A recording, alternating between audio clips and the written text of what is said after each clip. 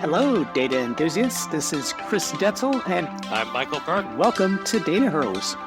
We are your gateway into the intricate world of data where AI, machine learning, big data, and social justice intersect.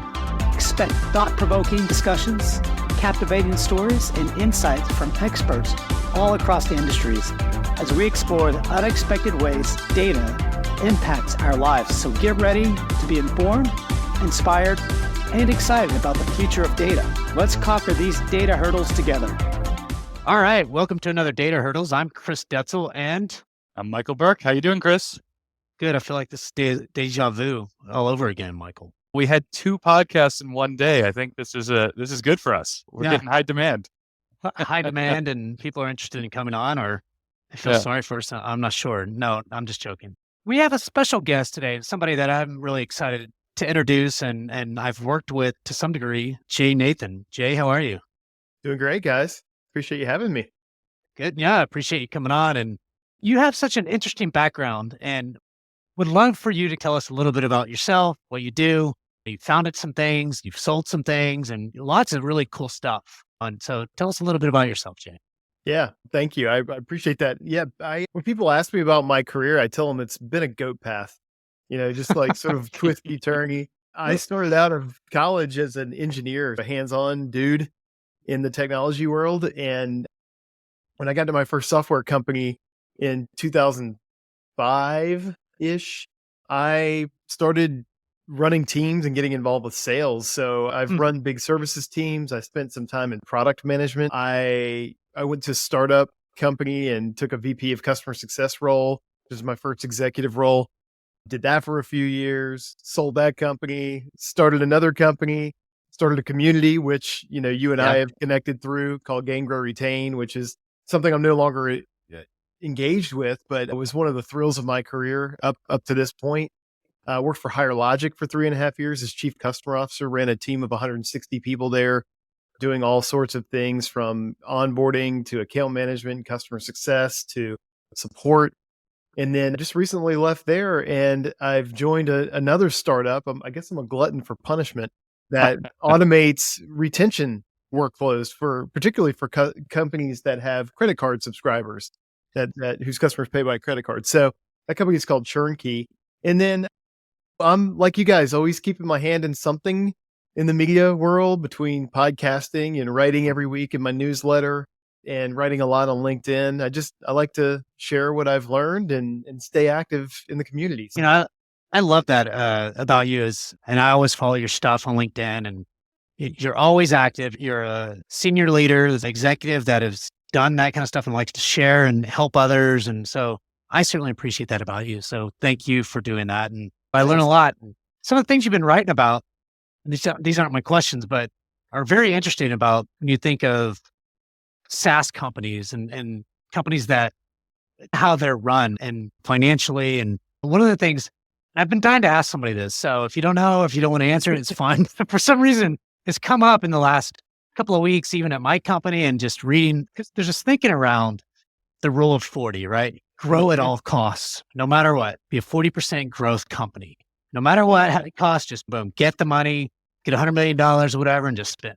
But then with the economics for the last year or so, there's been this thinking around the rule of X, which is this thinking around profit efficiency, and definitely growth is part of it, but it's not grow at all costs. No, it's changed a lot.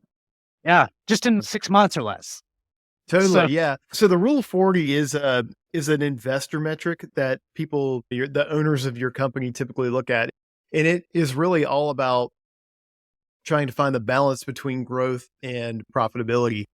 If you rewind the clock back a couple of years and you looked at a percentage point of growth rate versus a percentage point of profitability rate, a company would, or an investor would value that growth rate percentage point at 10 to 12 times what they would value the profitability growth rate.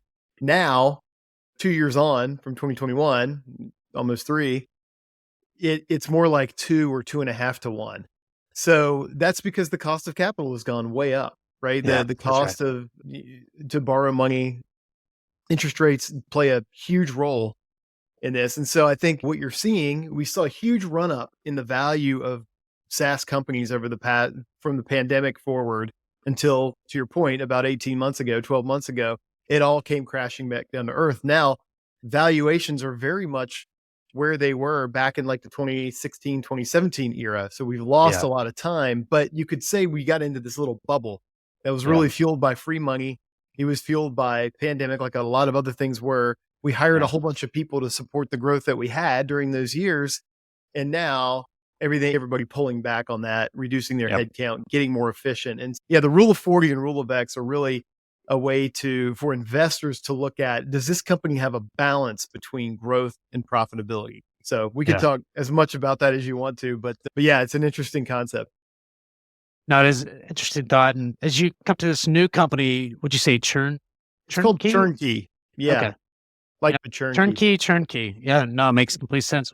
What is your role there, and how do you think about those kind of financial metrics or investor type metrics there? Every software company, the way I like to talk about software companies is think of them like a house, right? You buy a house, you're going to live in it for a while, but you hope that while you live in it and you're paying the mortgage, that the value of that house goes up. Yeah. Same thing with a software company, right? When a private equity firm buys a company, or when a VC firm makes an investment into a company, they're investing at a certain value for that business. And they're hoping that over the next 2, 3, 5, 7 years that it appreciates in value. And then they sell it for a profit at that point in time. As an operator and an executive in a software company, you have to always keep in mind that you are working for your customers. Absolutely. That's if you don't have customers and customers aren't willing to pay you, then nothing What else do you got? really matters. Right. But you have to keep in mind these other constituencies too. You have your employees, of course, you've got to take care of them, but then you also have your investors, and investors have invested in the business for very specific reasons. And that is to make money. And so it's always a balancing act between doing the right thing for your customers, doing the right thing for your team, and then doing it in a way that your investors feel good about as well. And so some of these metrics are things that you should just be tracking over time and on a frequent basis regularly, so that what the health of the business is, and the people who invested it in the company to get it off the ground know what the value and the health of the business is as well. Yeah. And what are you doing at Turnkey? It's a startup. We're an early stage startup, and think about A round, B round, C round. We're not even there yet. We're at like seed stage. Now, the beautiful thing, and part of the reason I joined Turnkey, and I think the world of the founders of Turnkey, is because it's already a profitable business. They've grown very deliberately over the past 4 years during that big run up. They grew very responsibly during that time and have built a great product for a great market and have a great team. I am the head of growth there, and that's a very nebulous term, but I am helping drive new business and also helping retain existing customers and build our customer success strategy. Love it. And as you start, is there a lot of data that you really look at just when you start something like that? Because I could see like over time, getting data, building dashboards and things like that, and then starting making decisions around some of that data. But what do you do with like nothing? You're starting it from ground up. What do you do? Well, we already have a few hundred customers, which is cool. Okay. And it's funny that you asked. I was looking over the questions before we got on the call today, and I spent most of the day actually most of the week poring over data sets about our existing customers. We're looking at our pricing model and trying to make it more standardized and efficient to quote pricing to our new customers, as well as our renewing customers who we may be upgrading or downgrading for whatever reason. And you like to make those decisions based on some kind of data. And the best data that you have is about your customers, right? But usually that data set is a mess. It's spread across your product. It's spread across your CRM, your billing system, your accounting system. It can be everywhere. And so I'm excited that I got to Turnkey when I did, because we're small enough now that we can really adjust some things and do some things with our data that will give us a lot of leverage and flexibility down the road a couple of years when we're really going to need it. Jay, quick question for you. I think that this is so interesting. I made the switch from like large enterprise to startups fairly recently, about 7 months ago. And we work together. So yeah, the chaos in these startups and like trying to understand what is real and what direction you're driving in is incredibly difficult, right? How do you know? Do you even have an inclination of the customer you're going after now is going to be the same one you're going after 6 months from now? Yeah, that's a really good question. I think a lot of that craziness in our world is, I won't say it's behind us by any stretch of the imagination, but we know who we're going after today. And it's really, we started out by going after the people who sell to consumers and prosumers, meaning they're like individuals who use professional tools. And that was great. But the reason I joined the company is because we thought there's an opportunity to go up market into companies a little bit larger. So not just the startups that have 50 employees, but our product actually works really well for companies that have hundreds of employees and millions of dollars of subscription revenue running through credit cards every month. And we've done a good job of focusing in our ICP at the different, ICP being ideal client profile, at different stages of growth. Up until now, we've been very focused on the consumer and prosumer market and companies that serve those types of end users. But now we're starting to go up market into B2B. And I actually heard something interesting this week on a podcast that you guys know Dave Kellogg. You ever heard of him? I've heard of him. You would really like him. Being data guys and metrics guys, you would really like Dave's stuff. But he said something very interesting in a podcast he was on. He said that in the early days, ICP, your ideal client profile, is idealistic, but the more mature you get, it turns into a regression, right? And that means you actually look at what you have in your customer base and you say, okay, what is the biggest concentration of customers? What industries are they in? What size are they in? What are the use cases that they use our product for? Now, how do we go replicate the ones where we're having the most success, depending on how big those markets are, right? How do we go replicate that? How do we go get at them from a marketing perspective? How do we put them through a sales motion? What is it? Do they need to buy online, or do we need a high touch B2B sales led motion to go engage those customers? And I think I got off topic of your question, but it turns in over time. There's another piece of advice out there. If somebody wants to buy your product, just sell it to them. And then over time, you see who those customers are. And then you ask yourself, okay, what is repeatable here? But clearly we built the product for companies that have a high volume of subscribers to their products, lower dollars. So think $500, $1,000 or below on a monthly basis. That's who our product is really for. And today for us, that's SaaS companies, that's media and entertainment companies, it's consumer services and other things like that, where you would have a subscription kind of environment for your customers. So we'll stick with that. But it's a great question because over time, it definitely shifts depending on the success you have. Well, and it's so interesting too, because I feel like we're at this interesting time, right? You just said it earlier with the 1 to 2x multiplier on growth.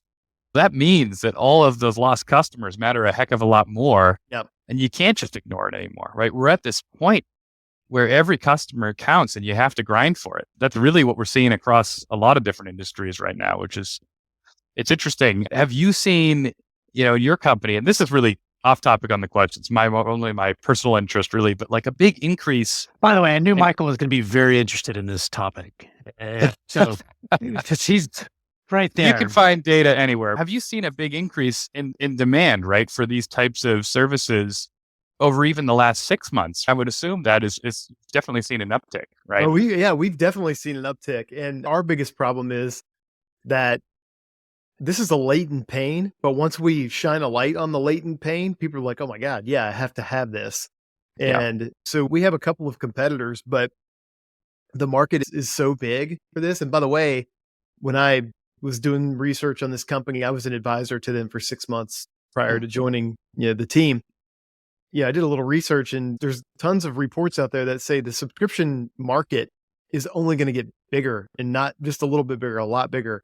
Visa had a report that said that subscription companies are going to triple by 2025. The amount of dollars running through subscription companies is going to triple. And you know it, right? Because even on your iPhone, you can hardly buy an app now that is just a one-time purchase. It's all about subscription. Funny story. I got an email from Apple the other day. Somebody in my house bought a subscription for something that cost $6.99 a week. And I was like, hey, did you know this is weekly?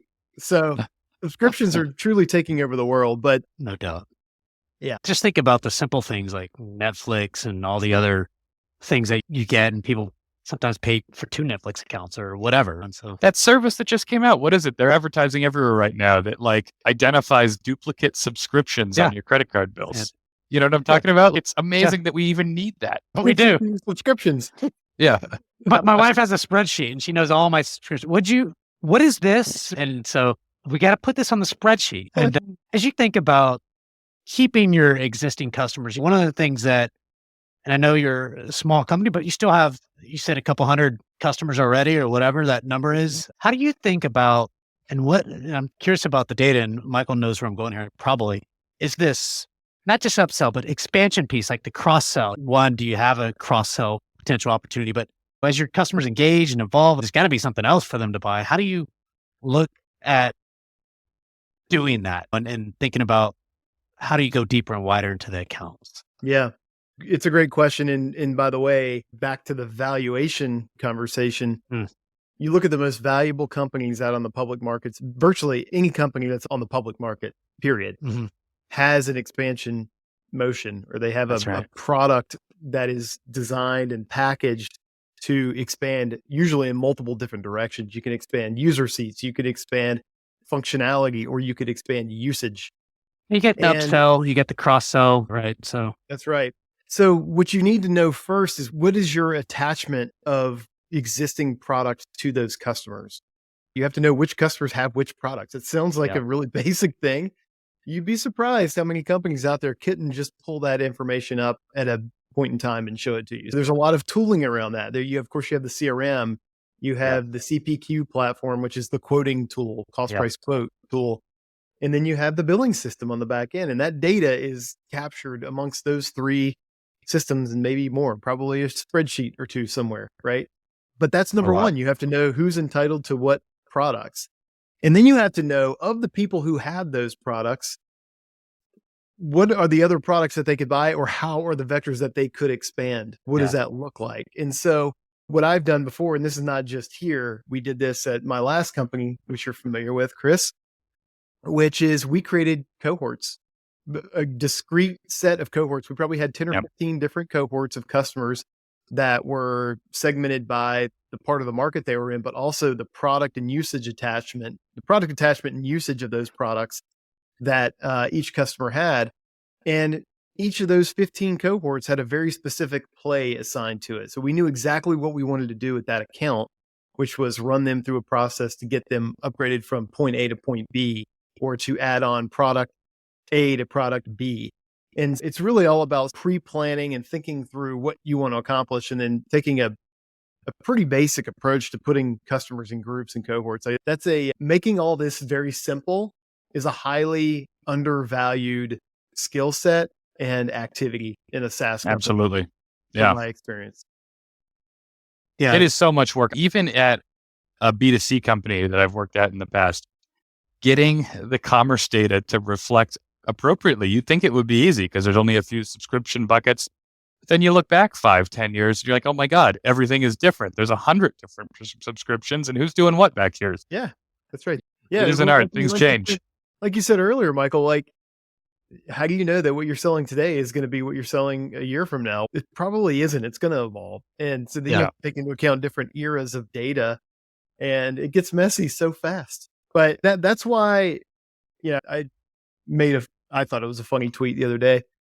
I said that the most prolific software platform in the world is Microsoft Excel.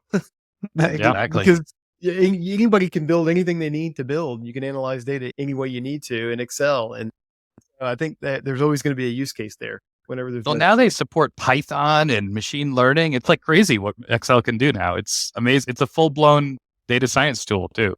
Yeah. I need to get back into Excel. I'm in Sheets right now. So I use Sheets. Maybe Realty. Yeah. You're probably a little smaller than our usual customer, but yeah. But certainly, I had all these questions more for chief customer officer. Now it's a little different. I know you're probably doing some of that, but you're also over growth, which is net new type stuff, but also a marketing function. Would you consider yourself more in the marketing kind of area, or is it sales, both, or it hasn't been defined? I had in my last company, Chris, I was in a very similar role, more of a general manager type of situation. Got it. And the reality is at a certain level, if you're trying to help grow the business, yes, it's marketing. Yes, it's sales. Yes, it's customer success. It's product. It's everything, right? It's support and service. Like you can't really isolate yourself from any of those things. But yeah, right now I'm predominantly focused on trying to figure out, like I'm becoming a student of the go-to-market motion of what we're trying to do at Turnkey. Got it. Yeah. Yep. And so I'm trying to have as many conversations as I can with companies who fit our profile to say, hey, like, how would you buy this? What are the factors that are in play for you? What is the pricing right? What is the security stance? Are we strong enough there for you as a larger customer? So right now, I am really focused on that. I have purposefully made myself a BDR. So I do all of my own outbound right now. Every day I have time on You my set your own commission structure or 100 calls a day, you get X number of dollars. That's right. But what you realize quickly about that is it's just these daily disciplines that make that make things work. And so I'm trying to figure out what does that look like so that we can go scale it later. And right now it's just really fun to learn and jump in. Also helping out with marketing. Like we're starting a webinar series in early March. Awesome. And we're trying to figure out where to put a few paid dollars to go generate some more awareness. We're going to get really active on LinkedIn. Chris is like, that's just an amazing place. If you and even paid LinkedIn, right? Yep. Yeah. There's a lot of ways on LinkedIn that you can grow the business and stuff like that. That's all. Just wait until one of these days you're going to come on over to the dark side with us, the startup world, right? And you realize, like, I feel like I do it anyways, dude. Like my job in the last 10 years has been starting up shit, whether it's community, getting people involved and engaged. And then usually I just move on to something else because once it's embedded in the organization and stuff like that, it's now I've got to deal with people. They own these customers. And you can't talk to these people. And I'm like, what? Then it becomes harder to you're a builder, be more Chris. Political. I am, man. You're a builder. Same here. Yeah. You just wear all the hats. It's amazing. I did not even assume how many hats I would wear when I joined this company. And it's like data. I'm doing my data work, the stuff I'm good at, the engineering work. But then I'm also like picking marketing platforms, like helping with sales, helping with pitches, things that I've never done before. It's amazing. Everybody wears a hat and just gets shit done. That's really what it is at the end of the day. When you got a small team, there isn't enough resources ever. So you just got to figure it out. You got to work hard and you got to keep your head down and do what's right. And prioritize, right? You got to pick the 2 or 3 things that you've got to prioritize above everything else. Yep. And do them every day. I agree. And eventually there comes this time to start measuring what you're doing. I remember, I'll just give you a simple example. When I start building a community, I just say, hey, look, there's 2 metrics that I look at, right? And let's just make it simple this first year. Just registrations and some engagement type metrics, right? Or could be some Google Analytic type stuff, just to say, hey, we're doing this. But then you start becoming a little bit more mature and people want more. How is community affecting marketing? Are we doing influence pipeline? Are you in your ABAT? You know what I mean? There's a lot of things that you start embedding and involving. It becomes a little bit more complex. How do you, as you start doing all this stuff, Jay, like, how do you push the team to thinking about the data in the future? Because it just becomes more and more important. Yeah, you get to do all these things as a startup. But how do you bring that all together and say, look, from a go-to-market standpoint, you've got marketing and sales, maybe even CSMs, et cetera, to start working together off of these different platforms. How do you keep that from being so siloed? There's always a silo piece to at some point, it just happens, right? To every company as you get growing. I don't know if that helped or that makes sense, but is there some kind of... Well, it's a very timely question. One of the things the other thing I love about startup life is that you can just move and make decisions super quick, which is it's the other side of the sword. But a couple of weeks ago, we said, hey, like we really gotta consolidate and get on a CRM that we can grow with for the next couple of years. And we flipped HubSpot on and we were going, right? Literally within days. Nice. And to me, it's about not overcooking it, Chris. Don't boil the ocean. Yeah. What are the handful of things that you really are going to need to have sooner rather than later in terms of metrics and data? Great example for us was we still don't. We're working on this right now, but we haven't really had any pipeline metrics. We've had a ton of great inbound lead flow, and we just close deals every day. Yep. Deals closed. It's like, man, this is awesome. At some point, you're going to need to measure that. Yeah. And you're going to need to know whether they came inbound or whether you went outbound and got them. You're going to want to know how long they were in the pipeline, what stages they were in before when they either converted or fell out. How long did it take them to get to revenue, essentially? The first thing we did was we had to go set up our pipeline in HubSpot in a way that we could track it. Again, not overly complex. Like we have just a handful of stages, pretty standard stuff. But at some point, I want to be able to measure how many opportunities are we creating every week. That's a good metric to watch every single week. Are we creating enough opportunities? Because qualified opportunities become negotiations. Negotiations come close one business. Becomes billings, and then that becomes revenue. So it's everything in our world, in our SaaS world, is a pipeline. The sales one is the easiest to talk about. But so now it's really about getting the core systems in place in a way that you're just tracking that transactional activity that's happening. How many outbound calls am I making every day? How many outbound emails am I sending? But it does set you up for some cool stuff in the future if you just get the basics right out of the gates. And that's what a lot of people, they will start companies and they're great at the product piece and they know the market. They know how to build something that people love and want. They haven't had the operational piece. I know what's going to happen 5 years from now when everybody's trying to do due diligence on us. Exactly. Like I know what's going to happen. I know it's coming. And so it's just about getting the building blocks in place first, operationally, day to day. And then that translates into the data and the analytics that you need down the road. How do you hire for that? As you know what's going to happen 5 years from now, do you start thinking about, okay, we need some salespeople. We need there's always those basics, but do you think, because a lot of people don't like to hire data analytics kind of people, but there's some operational type stuff that you're going to have to start thinking about. Do you think of, okay, I've got to definitely do an operational hire here. We don't have to get carried away. How do you think of that as a leader? It's not perfect. It's not a perfect science, especially at this stage, but we have a person on our team, again, who wears multiple hats like we all do. And he does a little bit of our support in the product. He does a lot of internal operations. He helped manage all of our different tools that we use and integrate the data, revenue recognition. He's meeting with our CEO and our He's CFO. learning a ton. Yep. Yeah, he's learning a ton. He's got it, and that's what he likes it. The startup, people who like to work in startups like the variety of touching a lot of different things. The reality is, as you grow, you have to become more specialized. Yeah. And people like that will either pick a lane that they want to go deep in, or they'll go to the next startup, which is another hopefully awesome opportunity for them. So yeah, I would say it's hard. The thing to hire for is just people who will run through walls for you and with you. I always talk about humble, hungry, smart. You heard that before. Patrick Lencioni from The Ideal Team Player. You want to hire people that are hungry, humble, and smart. Hungry is they're gonna go hard. They're gonna work hard. Humble, obviously, we know what that means. They don't think less of themselves. They just think about themselves less.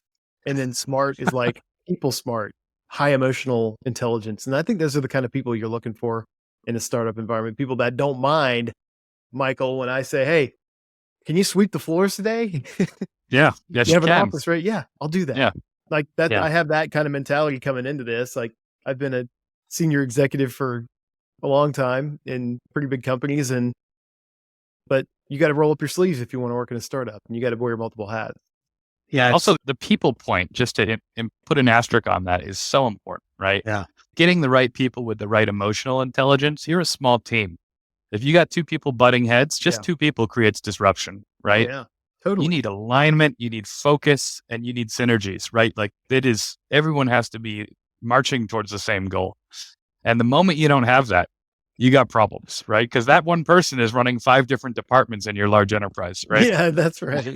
And you're just too small, right? You've got people going in divergent direction. You've got such finite resource at this stage that you have to know what you're shooting for, and everybody has to be rowing in the same direction. And by the way, the same goes for a larger organization too. It's Yeah. just as easy to get off course there when you have people that are pulling in different directions. I've been involved in that kind of situation myself several times in my career.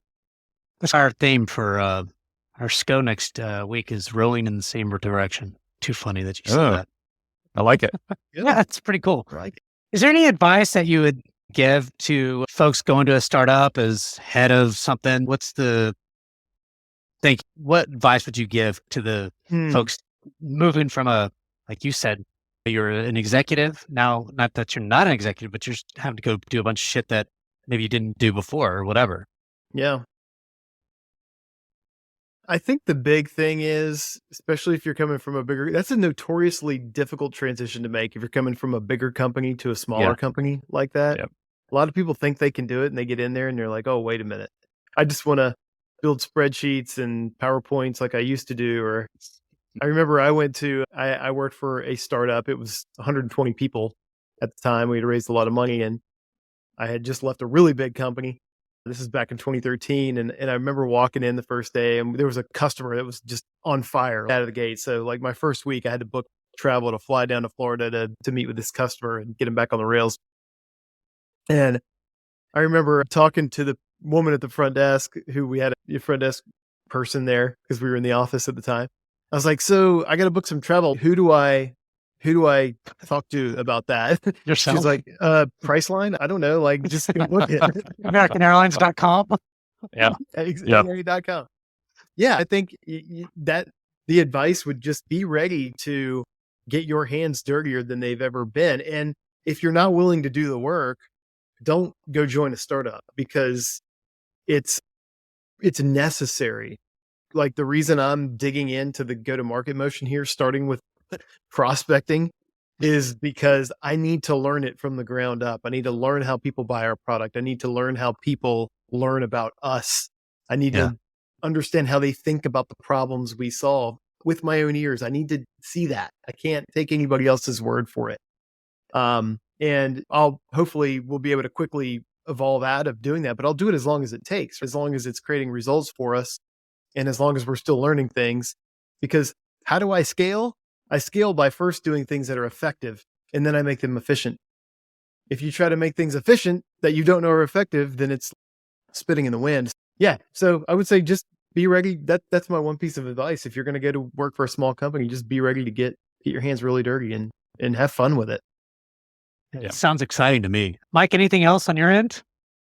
No, this was so great, Jay. Thank you for joining and talking with us today, sharing your opinions. We really appreciate it. Yeah. Don't forget to rate and review us. I'm Michael Burks, and I'm Chris Detzel. Thanks, Jay. Thanks for tuning in. Thanks, guys.